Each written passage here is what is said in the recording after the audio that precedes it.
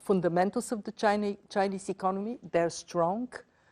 We have a very rapid rebounds from the pandemic since the economy reopened. We have very responsible monetary policy.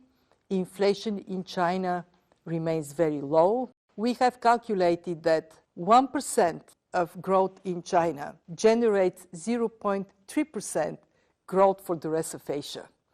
And that is translating into more jobs, higher consumer spending, and in that sense aims the world economy to provide better opportunities for everyone.